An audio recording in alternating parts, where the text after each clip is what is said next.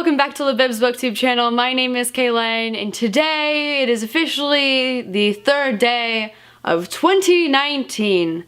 Woot woot! I survived the new year, all is well. And today I'm going to talk about the books that I read from the beginning of last year all the way to the very end with my ratings. Let us begin with some fun facts today. I'm gonna start with some 2018 reading stats. My goal was to read 23 books this year, and I ended up reading 37, which is equal to 8,819 pages. My shortest book was 64 pages long, while my longest book was 659 pages long. Average length per book was 238 pages, and my average rating for the entire year was 3.9 stars, which I can say is a good year. Yes, so let's hope 2019 will be the same with reading this next year, where I'll get a lot more reading done and I'll enjoy a lot more things. That is what I'm going into with my mind and my focus and everything. Let's get started with the first book that I read in 2018. So the first book that I read in the year of 2018 is Sex Criminals Volume 1 by Matt Faction, and I gave this 5 out of 5 stars. The second volume that I read is Sex Criminals Volume 2, also by Matt Faction, which I gave a 4 out of 5 stars to. Sex Criminals Volume 3,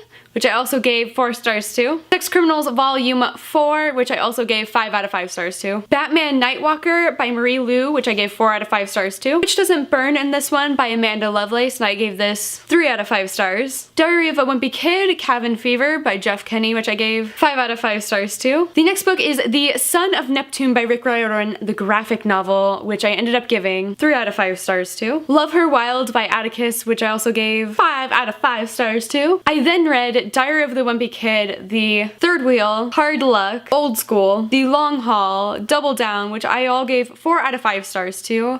I also then read Diary of the Wimpy Kid, The Getaway, which I ended up rating 5 out of 5 stars to. The Grown Up by Gillian Flynn, which I gave 2 out of 5 stars to. The Lover's Dictionary by David Levithan, which I gave 4 out of 5 stars to. Next up is The Merciless Volume 4, which is Last Rites, which I gave 5 out of 5 stars to, and it was one of my absolute favorite books of the year. Next up is Because You Love to Hate Me. This is told by 13 authors and 13 booktubers about short stories about villains. I ended up rating this 3 out of 5 stars. Pillow Thoughts by Courtney Peppernell, and this was the absolute worst book that I read this entire year at 1 out of 5 stars. The Runaways Find Your Way Home by Rainbow Rowell, and I gave it 5 out of 5 stars. There's Someone Inside Your House by Stephanie Perkin, which it says I gave it 4 out of 5 stars on Goodreads, but it's probably more like a 3.5 and I just rounded up to 4. Next up is The Daughter of the Pirate King and The Daughter of the Siren Queen by Tracy Levenseller. I both gave these books 4 out of 5 stars. Sheets by Brenna Thumler, which I gave 4 out of 5 stars to. Fake Blood by Whitney Gardner, which I gave 5 out of 5 stars to. The Runaways Best Friends Forever by Rainbow Rowell and Chris